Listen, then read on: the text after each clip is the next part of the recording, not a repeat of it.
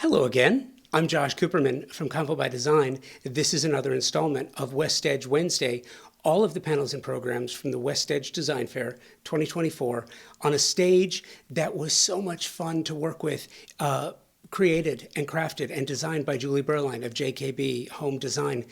The theater at WestEdge in 2024 was presented by Pacific Sales Kitchen and Home, a Best Buy company, and an absolutely incredible partner for the design and architecture community. Love them. If you're not working with them yet, you should be. So please check them out. This program is the final installment of WestEdge Wednesdays for 2024. So all these programs have just been so much fun. This is the final one on sustainability. All or nothing. Where can you start? Does it have to be everything, or maybe can you do just a little bit? This group that you're going to hear from was extraordinary. It was presented by the USGBC California, and it was moderated by Degen, featuring Lori Dennis of Lori Dennis Inc., Dan Brunn of Dan Brunn Architecture, Hanna Lee, Creative Director and Designer at Hanna Lee Interiors, and Greg Roth from CarbonShack Design. Great program, so much fun. I know you're going to love it. And let me just say here, thank you to everyone for a remarkable WestEdge 2024. Can't wait to see you in November 2025, Barker Hangar, Santa Monica. It's going to be fun. And stay tuned for more details about that. Degen, take it away. Thanks for being here this morning for our panel on sustainable design. Does it have to be all or nothing? And our panelists include, from left to right here, Hanna Lee, Creative Director and Designer, Hanna Lee Interiors, Dan Brunn Architecture, Greg Roth, founder, CarbonShack Design, but also Homefront Build, and Lori Dennis, CEO of Lori Dennis Inc. Thanks for being here.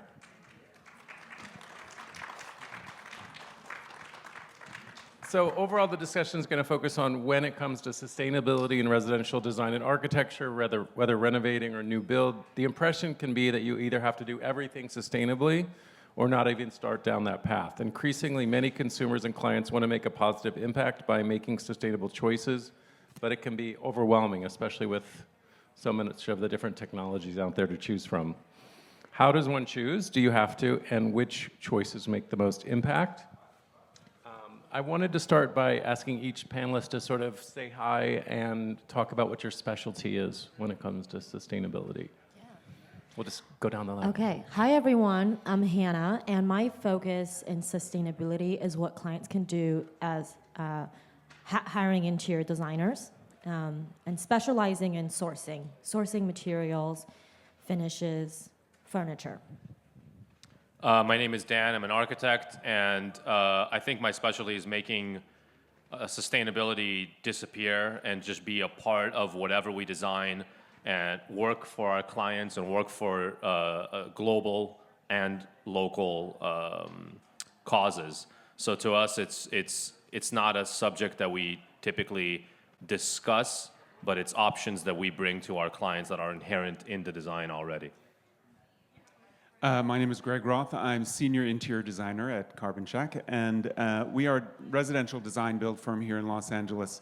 So our sustainability practice is comprehensive from soup to nuts, construction, interiors, architecture. And we also have a showroom here in our Highland Park facility where we have a collection of furniture, lighting, tile, and fabrics that's all sustainably sourced and features biophilic and nature-inspired motifs. Hi, I'm Lori Dennis. I have a book called Green Interior Design, which talks about all the things that everyone on the panel is interested in and specializes in. And in addition to the whole house approach, from landscape to mechanical systems to finishes, we really like to also impart the sustainable measures that you need to take once we leave. So being able to maintain the home and the exterior and garden in a sustainable way. Thank you, everybody. I wanted to go back down, starting with Lori. If you could talk about one thing that you do and talk about some of the costs and the specifics involved. So there's so much talk that we'll have today about what happens on the inside. I'd like to talk a little bit about what we do on the outside. One of the greatest captures of carbon is the ground and the microorganisms in the ground. So we really like to take an approach where the architecture, the interior, we're in Southern California, so we're able to do this. It's a little different in other climates, but the architecture, the interiors, and the gardens of our spaces are cohesive, and so we do a lot of edible gardens. I would think that's one of the things that makes us stand out, that we do a little different than everyone else. And there's such a joy in being able to maintain that in a sustainable manner. And then my favorite part of it is not going to a farmer's market and spending $7 on carrots and being able to just go out there in the morning and snip, snip, snip and put it in the pan. There's nothing more sustainable than that. And we carbon capture, so double points. Can you get a little bit into the cost of doing an edible garden for your So client? the What clients cost- are spending? The costs aren't going to be any different than doing a regular exterior landscaping. It could actually be less expensive, and then the money that you'll save and the time that you'll save, being able to go out there and get fresh and nutritious food and be in that environment is a net plus, I think. Yeah, so I would say that one of the things that we often do, whether the clients are asking or not, on remodels in particular, is upgrading the insulation on a home. A lot of these older historic homes in Los Angeles have very little or sometimes zero insulation. So putting in insulation into a home is one way, even though it's not very sexy, it's one way that you can really make a huge impact on your energy costs. And for a home, let's say you're renovating or doing an addition in the $600,000 range, or $1 million, or $300,000, you're going to spend $4,000 to $5,000 on installation, which is a very, very small portion of the overall budget, and you're going to get a huge impact. So that's one thing I would say is really a great way to start. Is that something people just don't think of in LA? Like, I need insulation like I would in the Northeast? Yeah, and I think, if you sort of notice in the evenings it gets pretty cold in this city, and if your home is not engineered and insulated to retain the heat of the day at nighttime, it's all lost. And it saves on the cooling costs in summer as well. And for us, it's usually maybe not as a direct product or a sustainable measure in that sense. That it's something that you could go pick up at a store, but it would be attuning the design towards natural light. And it's something that I think is really, really important, in not only in terms of energy consumption and energy use, it's making a healthy space. So for us, it's to design something that the windows are oriented in the proper direction so that they don't get the heat gain during the day, and then they have just ambient lighting during the later portions of the day. And that too is just inherently creating a building that isn't as doesn't consume as much. That to me is the most important. It's not the reactionary of, like, let's say, finding all of the most sustainable appliances and the most sustainable heating, air conditioning, and all of that. It's making sure that your building is actually not consuming. Yeah, and to add to what everyone else has to say, in terms of sourcing furniture, furnishing your home, I think a great way to take the approach is moving away from what fast fashion is and thinking of slow fashion. We can also take that same approach in interior design, thinking of slow furnishing. Doing less, spending less, reupholstering what you have, even getting things on like Facebook Marketplace that are real wool, real authentic Persian rugs. They're not coming from a long, far away in terms of the transit for it to get here. That's going to save a lot of shipping costs. So budget-wise, it's going to be really friendly. But you're really getting real materials that isn't toxic and made new. Yeah, I'll add to that. I mean, that's a really good point, and it's. I was on a panel, and it was in the Pacific Design Center, and it was subsidized by a furniture brand, and they're trying to sell us products, and they're trying to get us also to say, oh, consume, consume, consume. So one of the things that we like to say is, fine, if you're not going to go to such a great find and, you know, source something old and vintage, which is probably the best thing that you could do, and we have great sources here in Los Angeles, it's at least then if you're buying something new, then buy something that could last. And what I say in terms of design, make it timeless. So let's say the sofa would be in a neutral color, but the accessories around it can have something that maybe will be reupholstered or thrown away. So keep it as neutral as possible so that the items don't look like they're, oh, that's a 60s thing, that's a 70s thing, that's 2020. Well, I would add to that there's a way to do that with new fabric that is also sensitive to the environment, which is to stick with natural fibers. And in particular, we're very excited about hemp fibers because it is a plant that requires very little water in its production and processing relative to cotton. I think it's 50 gallons of water for a pound of hemp versus 2,500 gallons for a pound of cotton. So if you are focused on, well, if your project requires that you reupholster, stick with fabrics that are good for the environment, and then you're also not adding to landfills in a detrimental way. Yeah, I love to add to what Greg has to say, which is, if you think about other materials, plaster, bamboo, these are all materials that are going to be a lot more friendly if you do pursue using new products, new materials. And my favorite slogan, I guess, is shop at home. So when you hire a design firm or an architecture firm and you're looking to do something new, whether it's a remodel or new construction, you're just all about what's new and what's the hot trend. But if you shop at home and have somebody come in who has a good eye, who can help you find a new life for the things that you already have, then there's zero. There's zero pollution. There's zero, you're just reusing what you already have and you don't spend money. So it's a win-win. So try to shop at home first. Yeah, I love it. I mean, Laura, you brought that up a couple of days ago when we chatted about, so much of design is pushed forward by people saying, I'm bored with this, or I want to get the latest trend. So is there anything else that you could speak to about bringing clients timeless design? I want to add to what Lori has to say, which I get that all the time as an interior designer, clients going, yeah, I'm so bored of sitting around with the same stuff. And I go, let's immediately rearrange and play some furniture Tetris here. And they'll be so excited at how the rearrangement have already done 50% of the job. I think Tetris. I love it's that. amazing what pushing furniture in your room to a different position can do to the space, really. I mean, I've been doing this since I was 8 years old in my room, in my house. But really, if you just, even taking those paintings that are on that wall and maybe putting them there and pushing this table over, it makes a huge difference. So kind of in an ideal scenario, you go into a home and you don't buy any new furniture. Staging goals. You just move things around, refinish things, put great upholstery on something that's worn. And I mean, wouldn't that be amazing if you could just do a whole house without buying new pieces and it feels completely new? So there, we just put ourselves all out of a job. All you have to do is go home. No, you still need Watch us a to help you staging figure video. that out. You're done. Goodbye. I love to add to that, which is, I think other designers have asked me, well, how do you then charge if your job is to minimize your scope of work? And sometimes we do charge hourly. So in the hour, I'm going to help you do so much, just as much, maximize the time, but I'm not going to have to compromise on what I get compensated for the project.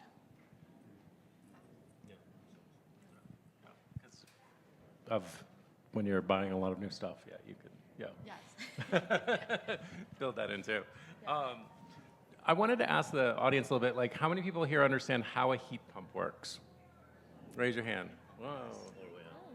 3, a few. So we were talking a little bit before we started about ways to reduce the energy costs in the home, whether it's heat pumps, solar, new things like people are talking about geothermal. What if your client say, this goes back to the all or nothing question that is the topic of the panel. If your clients say oh, I can only do one of these, what's going to give the most impact? Actually, I think what he said, I think the insulation, if you're remodeling a home, that is huge. Your building envelope is weak. We've done a lot, Anna asked me if we've done historical renovations, we've done a lot of mid-century stuff. And you get into those, and there is zero insulation. The windows are single pane, and there's just no thought of any of these things. So that is probably your biggest bang for the buck. And it goes back to what I was saying about energy consumption, right? So making sure that once you then introduce the new heating elements, you're not using it, and it's interesting, when we think about these days like electric vehicles, right? And somebody says, oh my God, this car could go 300 miles, and you have a huge Cybertruck or a Rivian that weighs a ton.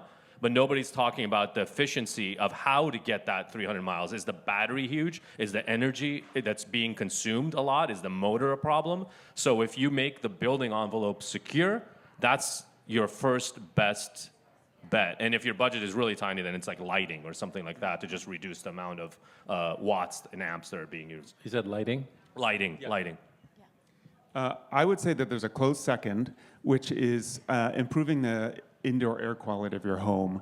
So if you have $5,000, let's say, and that's all you have for your budget of a remodel, let's hope you have more. But if you only have $5,000, you can do insulation, or a close second for me would be putting in an induction cooktop range. If you can get that blue flame out of your house and all of the carbon dioxide that it emits into the air of your home, you're not only going to be doing yourself and your family a huge favor, but it's great for the planet, right? So we are big advocates of going all electric in the kitchen and the home. And if you're able to do that, I think that is a great way to start. What do some of the studies show about the effect of that, having that pollution in your house on your kids? Yeah, not good. But if you, like the amount of energy that's lost in gas cooking is reduced by, I believe it's about 70%. With an induction cooktop, because the heat from the element goes directly into the pan rather than the flame, which is just in the open air. Some of it gets in the pan, but a lot of it goes into the air, including the carbon monoxide. So you kind of don't really want that crap in your house. And then if you have a bigger budget, I would say you definitely want to install solar and gray water systems for irrigation. And that's specific to California. We have so much sun, it's free energy. So you can actually make money by doing that. Although I've never been able to do it. People say you can. I've never seen the bill go backwards. It's low, but not backwards. But the rainwater, the gray rainwater capture and gray water, where you're able to irrigate landscape, our costs of water and electricity are only going to continue to go up. So being able to invest in those two bigger projects, I think, is a lot of bang for buck, specifically in this region. And actually, speaking of that, it's the reduction of energy consumption. So redoing the yard and the plants is a big one. I moved from a house, and the yard was about 3 times as big, and my water consumption was a third of that, just by choosing the right plants to start with. That could be a huge savings right there, and you're doing great for the planet. But do you all know what gray water is? Does anyone not know what it is? Okay, for the person who doesn't know, it's just water that's coming out of the sink or the dishwasher that doesn't have human waste in it, or it just has the dishwasher, the sink, the washing machine. It gets filtered and it goes back in to irrigate the yard. So you get a 2-time use on the water. Yeah, I love what you guys all have to say. And to add to that, taking showers, I love taking baths, but it is one of the most non-sustainable thing we can do. So yeah, a lot of the water can, exactly what Lori mentioned, go to gray water, but also installing, like shower heads that are going to be reducing a lot more of the water output. Sometimes it's not as satisfying. But they're pretty good now. They're getting, they're There's getting no better. more Seinfeld Toilets, hair. faucets, all that. Good, I think. But I think my 3 biggest advice is smart home. I love a good smart home. Alexas, Echoes, they're so affordable. They're like $60 on Amazon. And you can hook all of your smart home systems, even my bedroom radiators that I use, instead of forced central air, which I don't need the entire house to be heated in the evening. So that also is on a timer. Everything I do, when I get home, my lights turn on, they turn off at a certain time. Everything becomes really, really reduced and automated when you have a smart home system. And then I just want to point out a really big one, a water filter for your home. Do you know how many plastic bottles? So we have these glass bottles in our house, and we just fill them up constantly with the filtered water. and take them where we go. Everybody loves to drink them. We wash them and put them back in the fridge. And there's no plastic bottles, and you're not getting the BPA and the little microplastics when you're drinking. That, that's something that we all do all the time when we're out and about. So that one could be a very inexpensive filter for $100 under the sink, or a whole house system that could be $10,000. That's one we have, and boy, let me tell you, everybody likes drinking water at our house. What are some of the costs? I'm bringing it back to cost again. What are some of the costs on doing a gray water system? I don't know that, but I do know there's someone in the audience right there in the gray sweater who is a gray water expert. But I think that would be something that you would do. That wouldn't be a remodel situation. That would be like a new construction situation. And I don't think, and correct me if I'm wrong, that the cost would be so different if you're doing it from implementation. You're doubling the plumbing.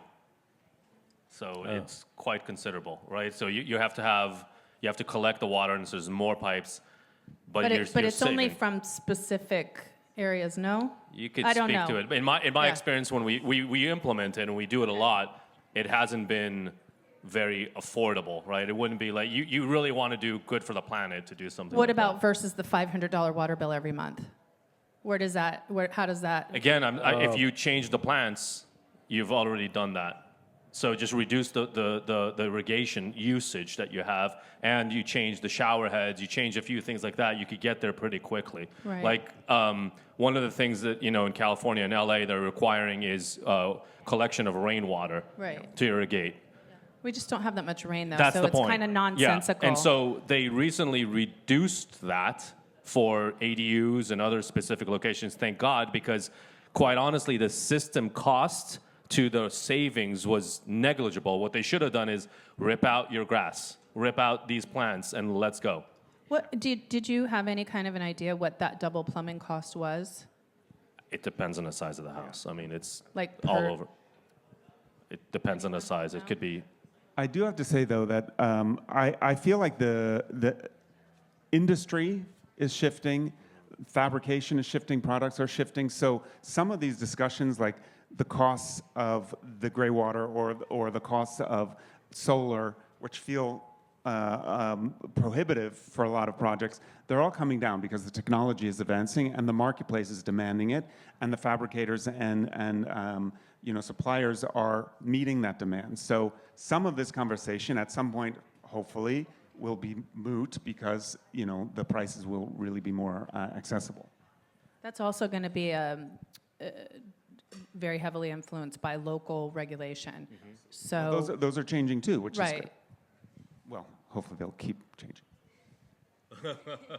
Well, hopefully it's smart, because like the rainwater capture, for years we had to do this, and it rains 9 times a year. Yeah. It's Well, like I'll give you a great. the dumbest. I'll give you a great investment. example. We did a few houses on the beach.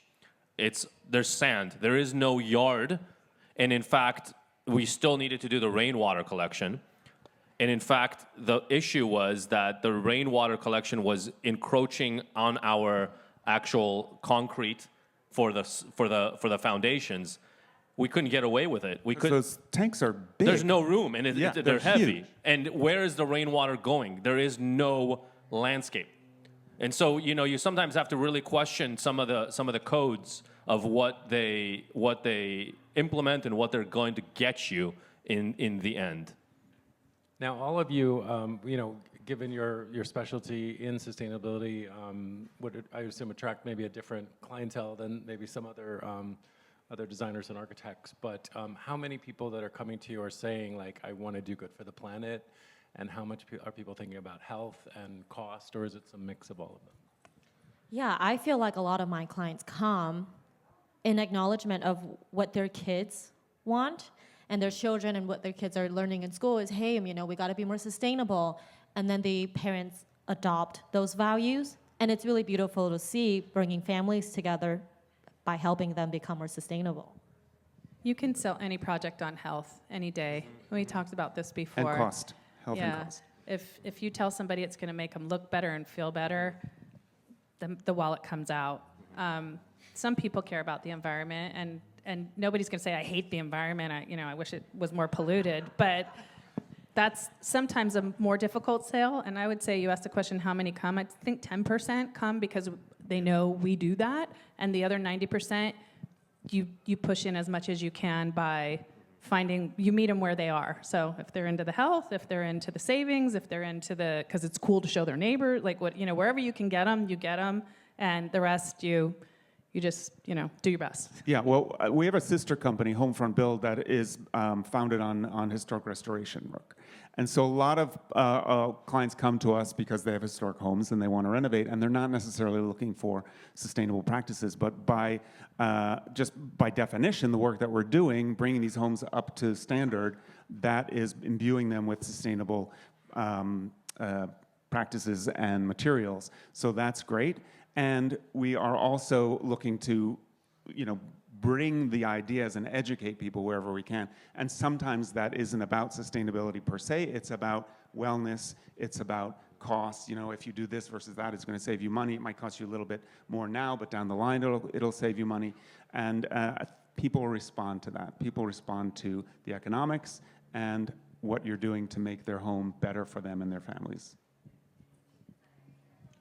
How many of your clients are putting in solar? Do we have any idea of how much of LA's energy is coming from solar in the residential market at this point? I know that California hit some big benchmark in the last year or so where on non-emergency days we could get all of our energy from I think it's about renewable, half. right? About half. I would say half too. And I would say that everybody that we talk to about the possibility of putting in solar wants to hear about it until we get to the price tag, and then half of them say, no, thank you, we'll look at that down the line. But I would say about 50% are interested in doing it. I think what's interesting is a lot of homeowners who have are anticipating to sell their house, end up implementing solar because they think their house value will go up. Wait, hold on, let's let this plane go by. Yeah. You want to repeat that, please? Yeah, of course. I'm always surprised how a lot of homeowners who do intend to sell their house down the line want to implement solar because it will increase their house value as well as new development more than, forever homes. And what? We've seen. I love solar technology, and we push for it. And I would say on the new builds, they all have it. Like if we start a house from scratch. And some of the conversation honestly gets started with harvesting energy, and let's say some of them are on remote lots where they want to start talking about a generator. And a generator will be an easy, quick turn to battery and solar, right? So there's that as well too, where there isn't a reliable source of electricity, and somebody will want to find an alternate. And some of the conversation also gets started with, you see them coming up with their electric vehicle, and you say, okay, well, everything is now electric, and you're gonna go back to cost. Either you're gonna pay for electricity for your whole house and all these appliances, or invest now and then be good later. And I would say that one of the barriers in terms of solar is the cost of the batteries themselves. It's about as much as the panels in a lot of cases, and when we're able to reduce the cost, and I think that's a matter of technology and chemistry, hopefully those costs will come down. When you have an electric car versus a gas-powered car, right there you're saving a tremendous amount. I think it's somewhere between 30 to 50 cents per mile for gas, and the cost for electric charging per mile is pennies. So right there you're saving in terms of the cost, let alone the benefits to the environment. So, again, that's a great way to get into people. We should be in good shape in probably 12 to 24 months. Tesla is having a lot of success with their solar panel walls. They're working on the roof technology. They just hit a milestone where they were able to produce 1,000 units in their factory in one day. So if that company can do what they did with the electric car for solar, we're looking at a much more affordable, easy to use solution where we take from the sun.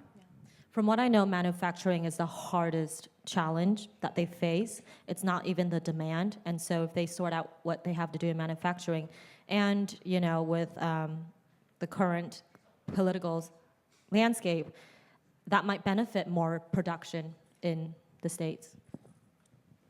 What about, we hear a lot, of course, it's all happening with it's the hottest year on record this year. At the same time, there are these solutions. I read a lot online all the time. I'm always seeing something about like, oh, this little panel of 6 wind turbines that maybe someone designed that might be able to be on the side of a building could like also bring energy. How much do you think that technology is gonna help us out? And do you get excited when you read about some new invention that might bring the cost down or add something? I mean, I think we should all be excited when there's new technology that comes online that can, do good for the planet, right? Because we need that desperately. And so the more that is available to people, the better off I think we all are. And I also think, Dan, about the conversation we were having earlier, that old technologies are worth exploring too, right? Like passive energy, passive solar, those are important to consider as well. We don't always have to get the newest and the best. I'm going to take a totally different stance, and I'm skeptical of a lot of the technologies. And I'll give you an example of why sustainability to me is deep in my ethos. I grew up in Tel Aviv, and energy costs are insane. If you think that what they are here, they're completely insane. And you have to think about, again, I'm coming back to that, how do you not use energy? That's the most important thing that we can do, the most important thing. Because also, we're talking about batteries and we're talking about production. That's not good for the environment. Let's be real about that as well, too. Where you shouldn't be quarrying, we shouldn't be relying on that. We should do much better. So, for example, as a kid, when I needed to take a shower, I had water, no problem. If I wanted hot water, I would have to get ready, turn on a little switch. On top of the house was basically a panel that's angled and painted black, facing towards the sun.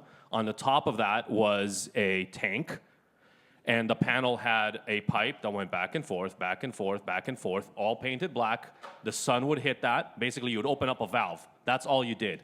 The water would go down and get hot. You had about 10 minutes to take a shower. So that's your energy, that's your embodied energy, that's what you gotta use, and that's it. You wanna continue? There's no more water and it's cold. We have too much access to energy, and we're trying to find solutions to mask an inherent problem.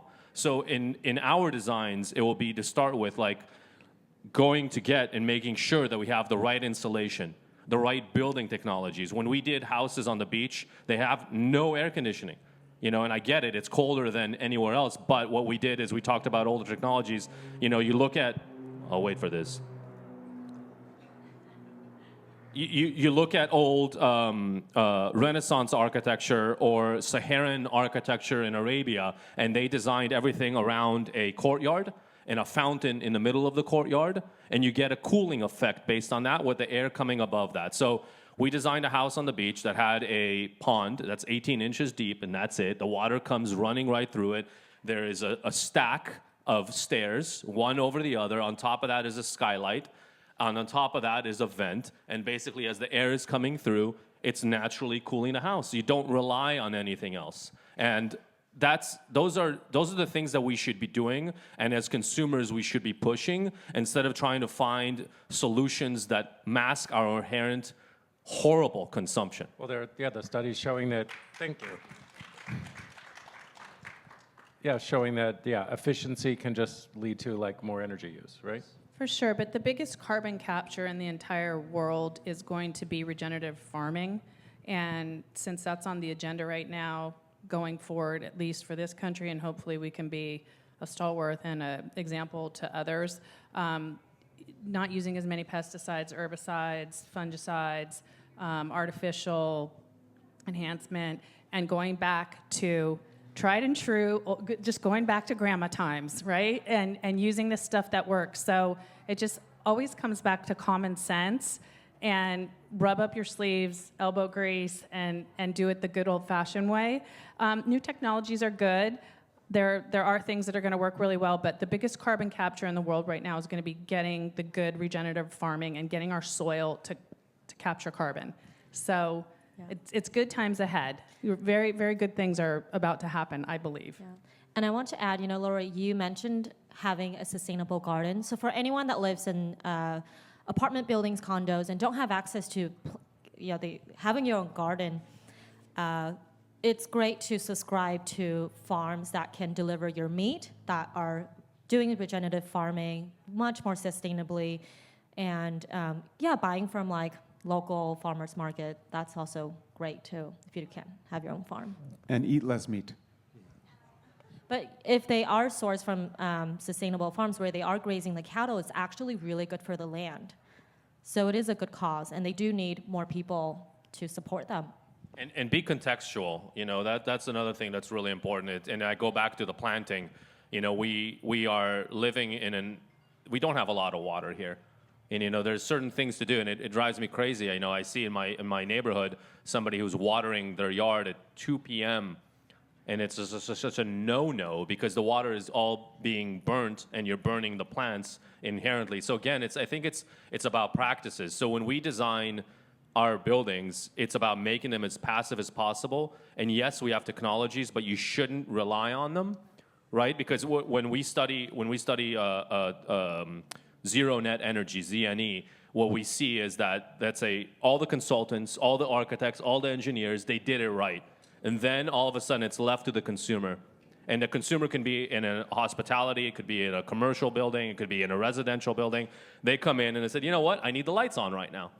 And they throw the whole equilibrium, just like our bodies are, into a whole flux and nothing works anymore, right? So not having to have, let's say, Alexa take down the shade, Alexa do this, just the architecture should have already thought about that, and the landscape, right? So maybe the window is facing south because of the view, but then you could take advantage of a certain deciduous tree that then deals with the change of the seasons. There's a lot of things to be done, and those are the things that we should be demanding. And I understand that not a lot of them are inherent in the remodel thing, but if I could take away one thing from here, it would be to understand that we have to teach the next generation of consumer what they should be expecting from their home.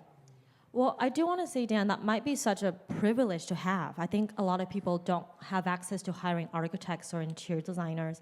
And I think that's why I think Alexa Echo is a very affordable substitute if they don't have the resources to do so, as well as, the room you mentioned, I would changing out the question that. windows. I would question that, and that is, if you go into Europe, it's inherent in the culture, in the way that we consume. Okay, so I had a discussion with a publicist about something else altogether, and I said, if you keep pushing, I'll speak loudly, get over this. If we keep pushing for our magazines to celebrate celebrity homes instead of actual content of quality design, then you're going to keep having this perpetuated problem. So if I'm not going to do my job, let's say, and speak up today and say this is the stance of where we need to take it, then it's never going to be. And you're right, it is privileged, but it shouldn't be privileged. And the programs that, let's say, that California creates and Los Angeles creates should be more accessible, and they can be. But if the consumer doesn't change their mindset, that's not going to change. And the same thing happens with our electric cars, right? I'm going back and saying that. It's like nobody's talking about the efficiency of one car versus the next.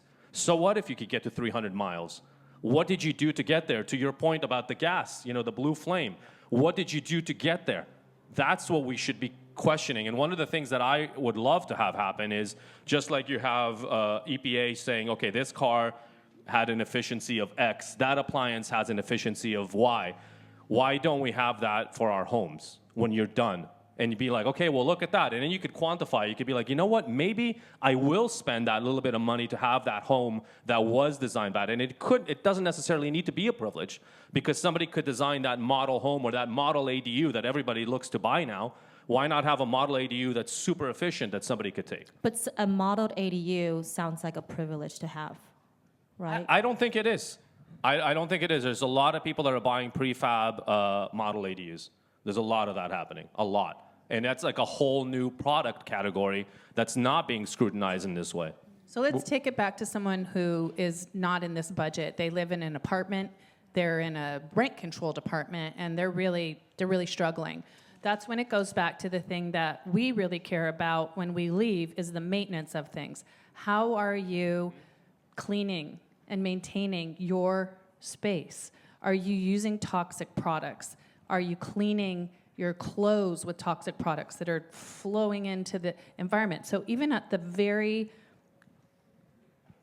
bottom socioeconomic ability to invest in these things, it's decisions, and you can buy baking soda and vinegar at the 99-cent store, which is way cheaper than name brand products, and do things. So you can maintain your environment very affordably in a very sustainable way, which makes an impact every single day. I think what all of this comes down to is education and information, right? So the more people know, the more they're able to do and adopt and bring to their daily practices.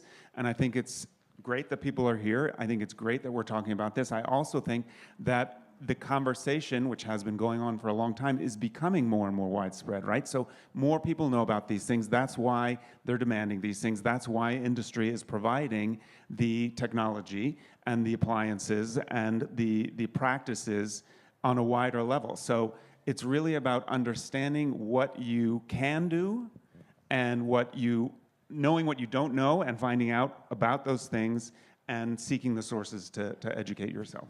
Are there some educational platforms that you guys turn to educate people in sustainability? Well, I mean, we tried, in terms of our clients, we try to be the smartest person in the room on the sustainability practices. So, clients don't, like we were saying before, don't always come to us saying, I want this and that. But if we're able to say, actually, what you can do is put in a heat pump, and that's going to save you money, and it's going to save your energy costs. That's one way that we can do it. Platforms, yes, there are plenty of platforms. We are the founding members of the Los Angeles chapter of the Good Future Design Alliance, which is all about reducing waste in the construction and design industry.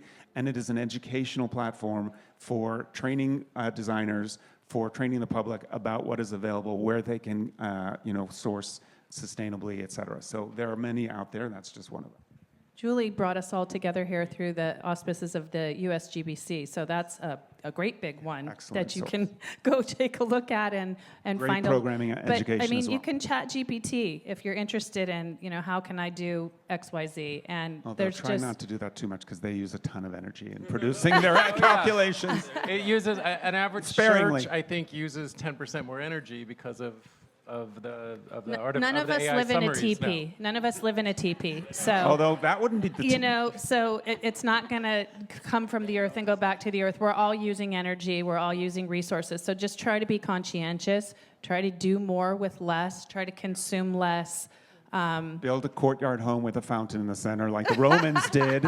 Use ambient air. High aspirations, people. Do you feel like a lot of people have choice fatigue? Also, we've talked about we've hit on so many subjects today. I don't know. Do you guys have choice fatigue? A little bit. Yeah, I guess that goes back to keeping things simple. Then. Yeah, I mean, there are worse things than having tons and tons of choices, right? I mean, I think it's a wealth of choices is not bad. Sorry if you're tired, but. And I think tackling different sectors, like, hey, you know what, this week I'm going to figure out my composting. Next week, let's think about toilet paper. Just tackling one thing at a time will help digest that and allow you to have more time to filter through all the options. And I think the biggest one that's easy is, we talked about shopping at home. Think about locally, right? So when I built my own house, I didn't go for all the certifications, right? So I didn't go for like LEED certification. I'll give you a great example. There is an amazing companies locally that fabricate things, and the embodied energy and the carbon that it takes to bring out, let's say, a LEED certified product out from Milwaukee or in Germany to bring it out to California, it sucks. When you could just go to Temecula, or you could go somewhere else locally and find something. So if you're ever fatigued by that question, just kind of think about, okay, well, where is this product coming from? How big is that box? That box tells you how much carbon it took to bring it locally. Just those are very simple questions. you're bringing up two things for me. One is that, the flip side of being educated is then being able to require or demand the products that you want. So we have, as consumers, we have power to tell the manufacturers, to tell the vendors, to tell the stores where we shop, that you don't have what I want. What I want is something that is better for the earth. I'm going to go somewhere else unless you can get it for me, right? So that's one thing we have. The other thing is that there's the industry has an opportunity and responsibility to demand those things as well, and to make use of what is available, or to require or demand more of what isn't quite available. There's an amazing company here in the South Bay called Biofusion. They take plastics, any type of plastic from the land or from the sea, and they convert it into construction-grade blocks.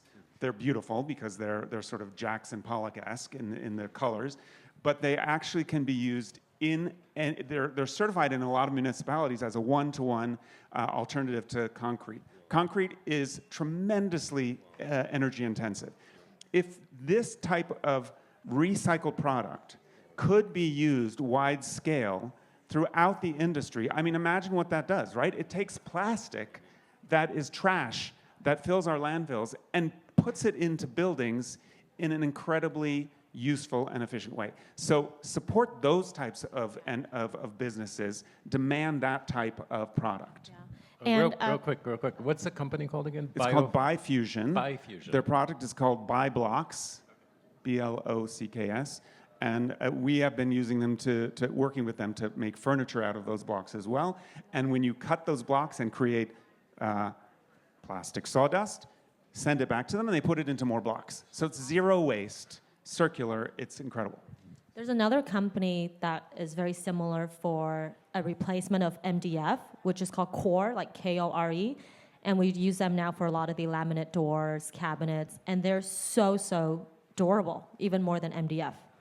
And there's another quick way, right? So think about yields of materials, right? So if you're doing a house and let's say you're remodeling your kitchen, your bathroom, and a few other areas, minimize the types of materials that you're using, and that will yield you much higher. First of all, it'll save you money too, and you will have more usage out of a material. One of the things that we like to do is find out, like, okay, here's a slab. A slab is X amount, X size. What are we going to use, and how are we going to use all those parts? Question that. Sometimes a backsplash that is 4 feet is great and it works, but sometimes, oh man, that's going to require a whole other slab. And the stone yard might not tell you that. They might not be shrewd enough to think about that, and you'll look at the cross and you'll be like, wow, now I'm spending $4,000 on stone, when you could have been spending half that if one area would have been cut into a different size. And the same thing goes if you're able to use that one material. That means that your kitchen, your garage, and all of those can be put into a technology which the stone yards have that automatically allocates all of that. That's a very easy solution. Another cheat code I love to add to what you have to say is I call a lot of my fabricators, 4 or 5 of them, and I ask them, hey, did you recently finish a project and have a 4x6 foot scrap? And then there you go. I got not a free vanity top, but they'll give it to me for $300 instead of $4,000 at a stone yard. Yeah, and when you have a little bit left over, you can make a beautiful side table out of it that you didn't even plan to, but you have that material. You pay $300 to have somebody fabricate it, you're done. I was just given the cue that we're ready to go to questions now. There's no more time? I want the question from the dog. Does the dog have a question?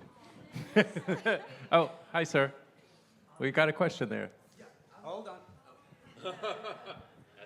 I'm curious what you guys think in terms of direct government enforcement and the role of government playing in sustainability. Do you think that's a much quicker way into what Dan was saying of the Eurocentric culture of everybody gets more sustainable and just forcing everybody to do certain things by government role? Or do you think it should be more gentle education from a bottom up of like free market, let everyone do what they want? First of all, the government is us. We are the government, and we have the right to demand those things. So if the policies aren't working for you in terms of what's happening on the local level or any level, do something about it. You have the right to go where the decisions are being made and say, no, that's not working for me, do something else. And the government doesn't always know best, hence the rainwater thing, So We have to remember that we are the government. We cannot let people nanny state. We have to take care of the problem and shout out when it's not working for us. I mean, Did that it's answer so your important. question? It's a push and a pull too, right? So you need to have a combination, I think, between it all. Hi, you mentioned that insulation was one of the biggest areas to look at. Can you talk a little bit about like hay bale, using hay bales in construction, and how can we as consumers get that information? That's a really good.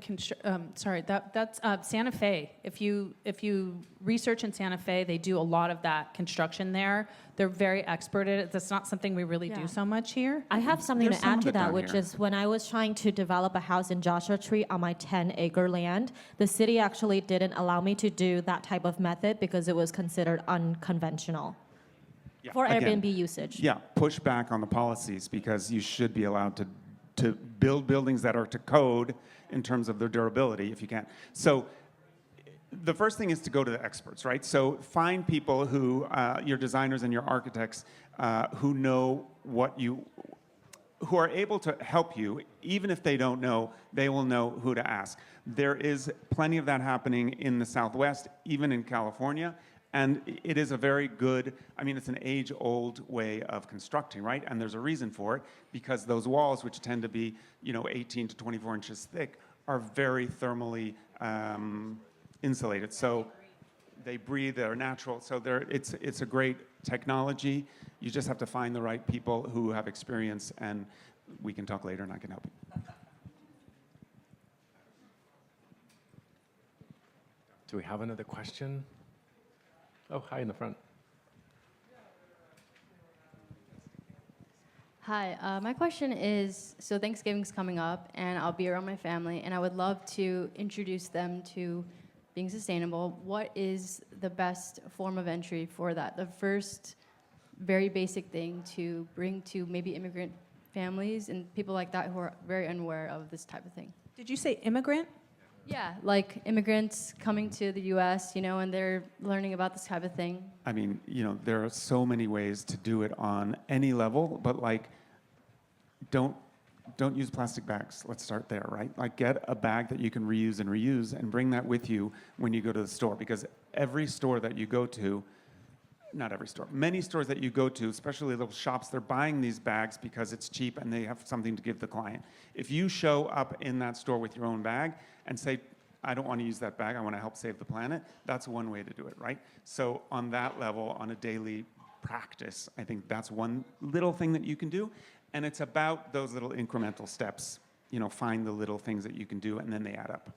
Save water, all those things. I definitely struggle with the same thing. I wasn't born in the States, and my family definitely does not care about sustainability.